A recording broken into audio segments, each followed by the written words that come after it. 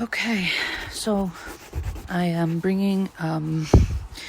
sitting here meditating, and all of a sudden, I just was like, Spirit, let's bring somebody through. Who wants to come through and talk? Only those who are standing in source, love, and light. And I heard the name Natalie. And then I ask questions in my head, and then they're answered through my third eye. It's like a kind of a zap. And so I said, Natalie who? And they said, Natalie Wood. So it was like, Natalie Wood, the actress? And she really wants to talk, and this is very random.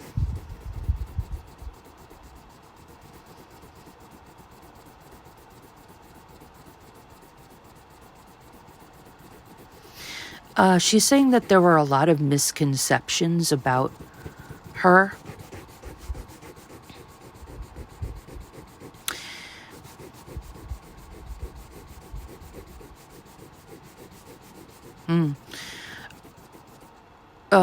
So I said, like what? She's like, well, she started off to saying like about how I dressed, about how whatever, like things like trivial things. But then she goes, and my death.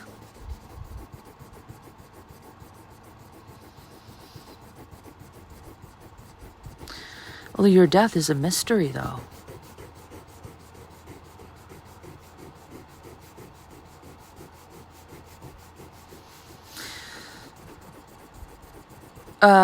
I asked her, because I know a little bit about it. I know it was water related, and there was a boat. She said,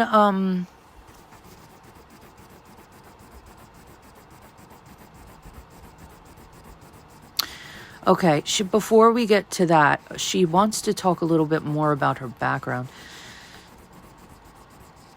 She said that things happened to her in her childhood that were really bad.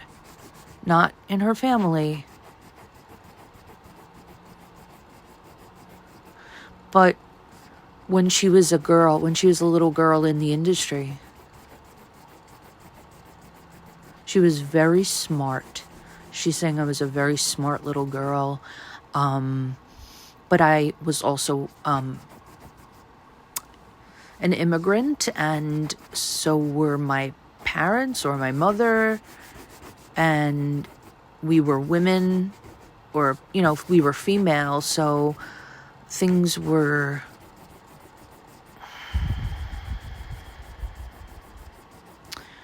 Yeah, she wasn't fully protected. This is very sad, and it is very heartbreaking.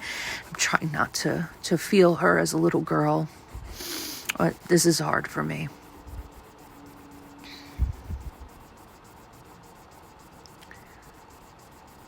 I see her sitting in an office with a man sitting behind this big, it's like they're in Manhattan, like a building, like in Manhattan, like on the upper floors of some kind of big building, and she's in this huge office, and this man is sitting behind a mahogany desk or cherry. It's more like got this kind of cherry wood like finish to it, and she's showing me the face, and it's so weird because the guy looks like Walt Disney, but I don't think it is Walt Disney, but he looks like him. He's a heavier man with a mustache. Yeah, portly. And she and her mother are sitting in this office talking about contracts.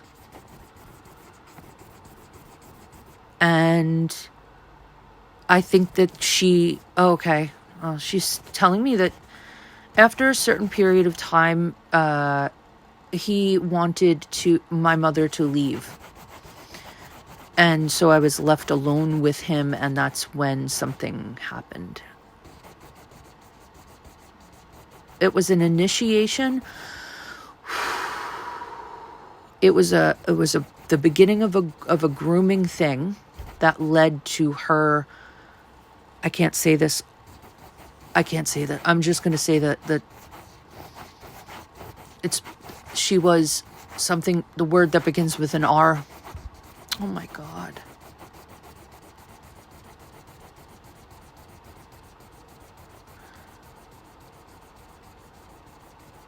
It was violent too. Oh my God. Oh my God. Oof.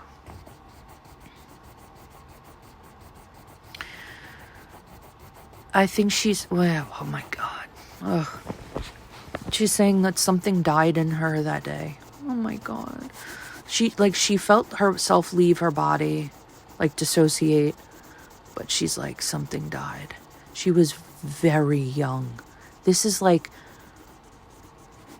Miracle on 34th Street young. This is not even reaching double digits yet.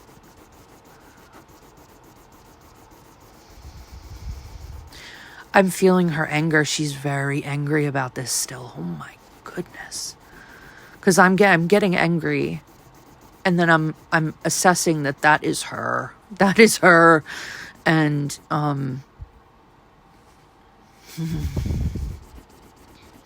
so abuse, she's saying abuse was introduced, unfortunately, in her early childhood and trauma. The trauma she experienced, the abuse. And so everything was a ricochet off of that. Like, this little girl then went into some kind of survivor mode. She did what she was told. She did what she knew. She liked being an actress, but she wanted to do the work. There was a demand for her because she was very good, but she had to do so many things. She's saying it's not your fault. She's saying it's my fault. When I became an adult, I was still acting in this erratic, sort of dissociated state to get ahead.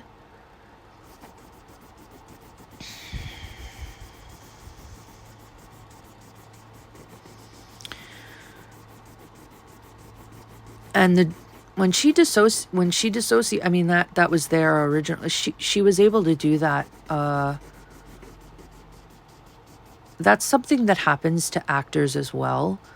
Like, they dissociate, they leave themselves somewhere as they're assuming the character that they're playing. They allow that character in to use their systems in their body, their faculties and all that. So she's showing me about that dissociating, and that made her feel good to be someone else for a while. Oh my God. She's just telling me that, like, I would take anything I could get just to not be me for a while. So she's talking about how the men that she chose in her life to be with, they were all abusive.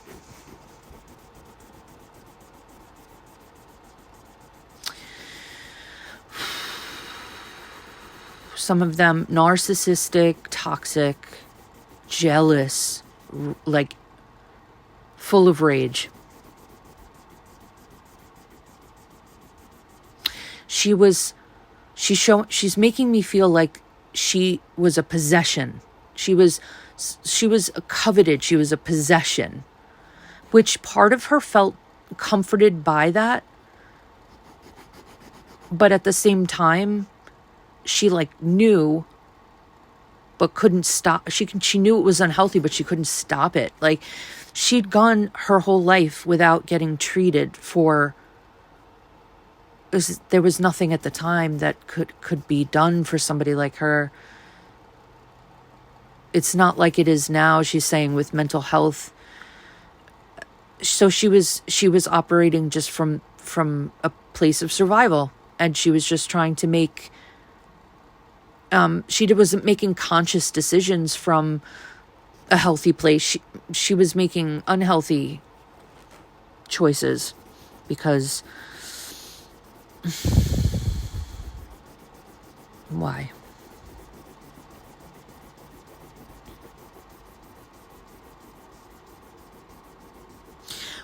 Once you start getting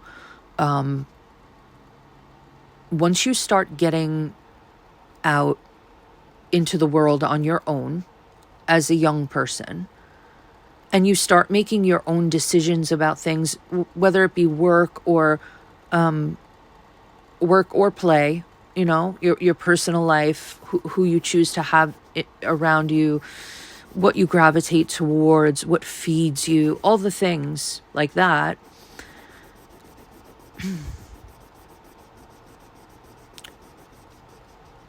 You start running from, once you can make your decisions, you feel a little bit more in control. And then you start to, what did she do? She started running from her past and trying to get away from the memories of what happened to her. It wasn't just the one instance either with that man. There were more.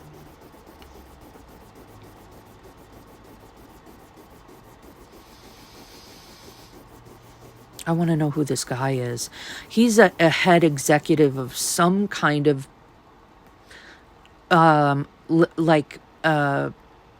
movie house. Like mayor. Was it MGM or something like that? Something like that. But I see that mayor. I have to look up a picture of him.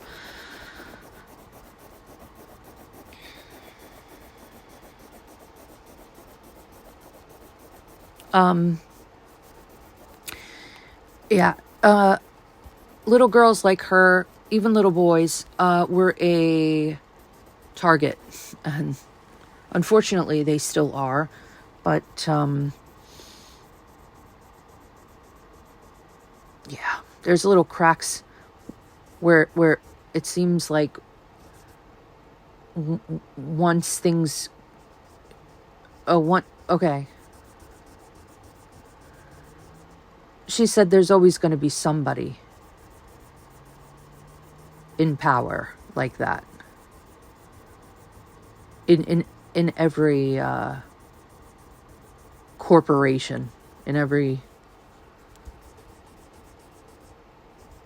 Yeah, it doesn't change, she says, for the most part. It's such a shame.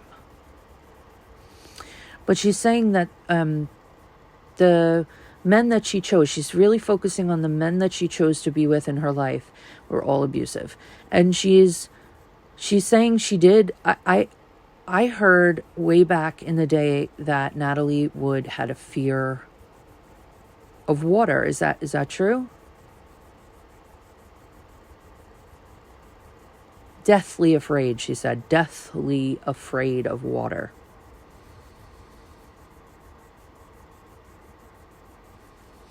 She carried it over from a previous life, but also it was a glimpse because she knew she was going to die in water. She was a very psychic little girl as well. She was extremely smart and tenacious. But she said she was extremely intuitive, and a lot of that came from having to be hyper vigilant in Hollywood and the people, you know, the places she would be in, or but she also just was born naturally, like, gifted like that. She could really feel other people. So she had this glimpse somewhere in her life. I don't remember. I don't know if it started in childhood or in her, maybe her teens or something about water. So it's a carrying over. Oh, she said, okay, once she said I did die in another lifetime in drowning, and I was in water, but and she's showing me the age of 17. So she said that was the age that I was when I died in that lifetime. And then in her lifetime as Natalie Wood, she said that once she reached the age of 17, that's when it became full blown. Like it's like her whole body knew. Like, it was irrational because she couldn't explain it, but she just had this fear.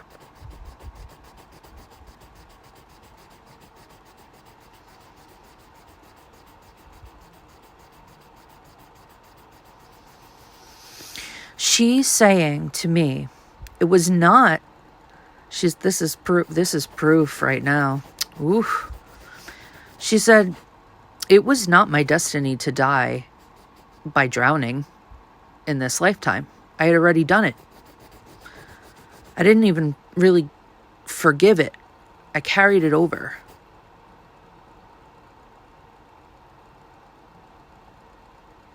But I'm going to tell you, she is getting really passionate. She says, but I'm going to tell you right now, I did not drown in that water.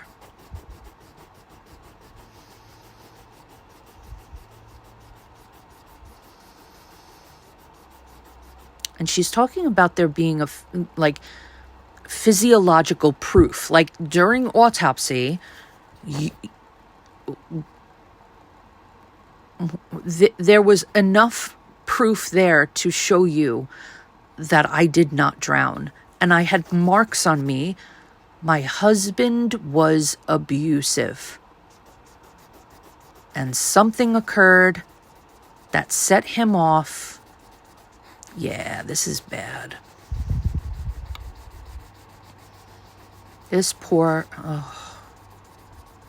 I don't want to say this because I don't want her. I don't pity her. I don't pity her. But I wouldn't wish this on anyone, what she lived through. She says there were times in her life where she really did experience joyful moments, especially with her sister. And then she's talking about neighbors in the neighborhood. She's talking about neighbors.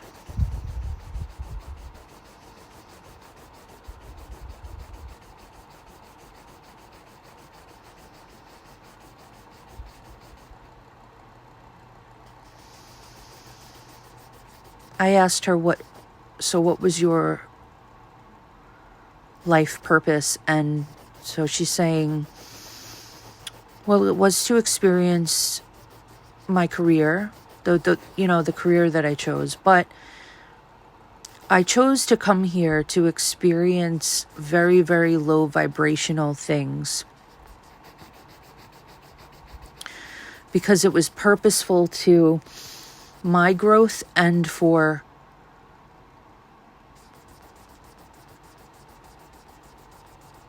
all and for source, for the universe, for the collective, for everybody. But she had things that she had to learn, and she also came to teach other people lessons. Were they going to make, where they had choices that they could make, and they didn't. They chose what they chose. They could have chose differently, but they chose what they chose. She had a little bit of karma with that husband, though. She's showing me that they had been in other lifetimes together. There was a switching on and off. They've had a few lifetimes as not just like man and wife. Sometimes it was mother, daughter, father, son, like, but it was familial and connected, and there was always abuse. Always. Sometimes she was the abuser, sometimes he was, but there was always abuse. That was very karmic and fated. But she is taking full responsibility for stepping through life the way that she did, though you cannot tell me that what she experienced as a little girl was deserving. I can't. Nope. So I know she's worked through it, but she's still like allowing me to feel how angry she became after that. And how a lot of her choices led her to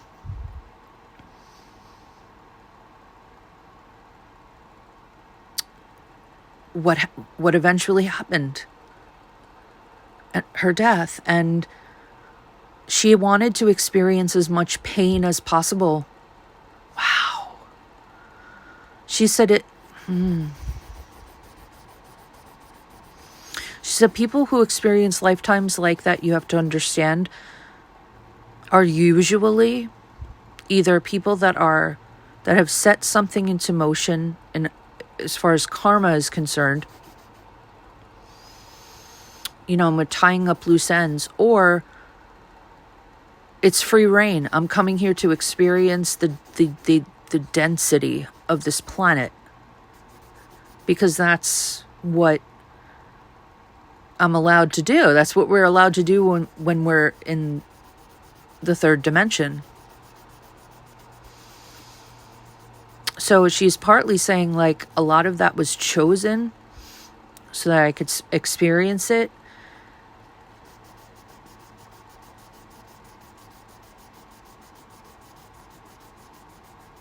She's saying that a lot of her choices were her going against her gut feeling, her intuition. She wasn't allowing that to be her guide all the time. She was really living in a state of fear. Yeah. Why does this constantly come up with celebrities? It's like they're all living the same life in a way. What goes on? There's just so much darkness that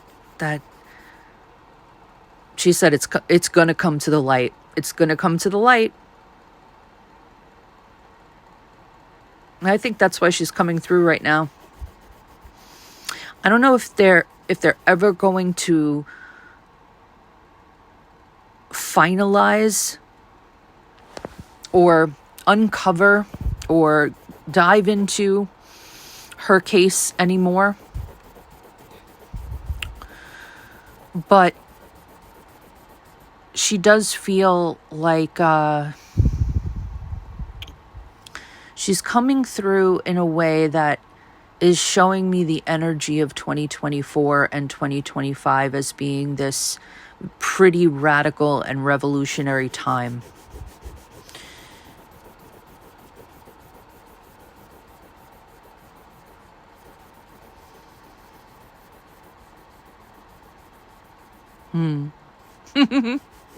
I just said I loved you in West Side Story. I remember seeing that musical like when I was 3 years old. I mean, I grew up with it, and we played it all the time because we had the VHS tape.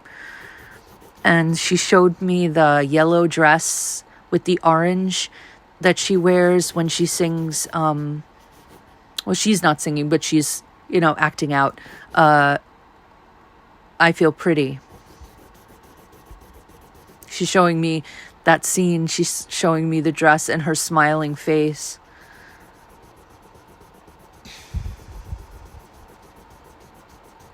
I really don't know what else to ask her. She just came through. So I'm just going to tell her ask her if she has anything else she wants to say.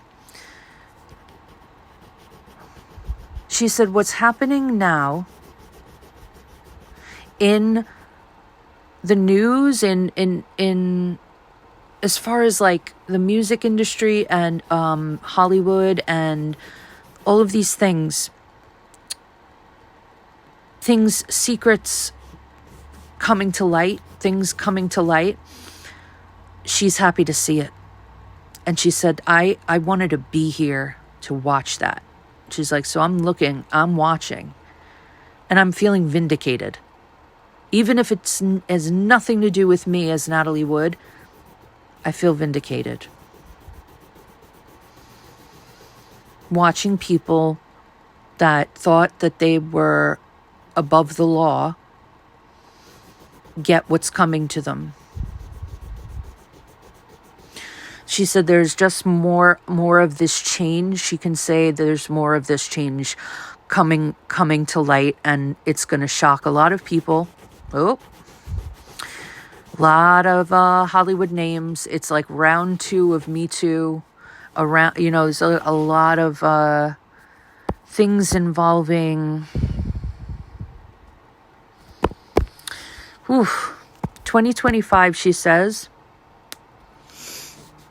is the beginning of the end for all the monsters out there.